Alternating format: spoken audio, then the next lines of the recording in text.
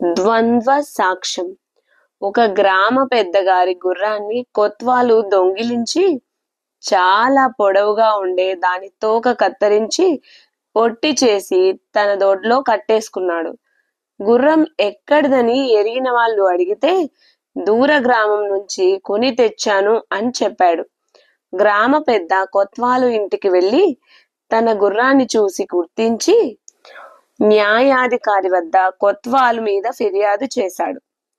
మీ గుర్రాన్ని గుర్తించగల వారెవరన్నా ఉన్నారా అని న్యాయాధికారి అడిగితే గ్రామ పెద్ద తన గుర్రాన్ని ఊరి దుకాణదారు బాగా ఎరుగుదుడు అని అన్నాడు. న్యాయాధికారి దుకాణదారుని పిలిపించి నీకు గ్రామ పెద్దగారి గుర్రం బాగా తెలుసునా అన్నాడు. వెంటనే కొత్వాలు గ్రామ పెద్దగారి గుర్రం తోక చాలా పొడుగని దుకాణదారుకు మాత్రం తెలియదా అన్నాడు. దుకాణదారు చిక్కుల్లో పడ్డాడు. అతను గుర్రం చుట్టూ ఒకసారి తిరిగి వచ్చి అయ్యా, ఈ గుర్రాన్ని ముందు నుంచి చూస్తే గ్రామ పెద్దగారిదిలాగా ఉంది, వెనక నుంచి చూస్తే మరి కొత్వాలు గారిదిలాగా ఉంది అన్నాడు. అందరూ గొల్లున నవ్వారు. న్యాయాధికారి ఆ గుర్రం గ్రామ పెద్దదేనని తీర్పు చెప్పాడు.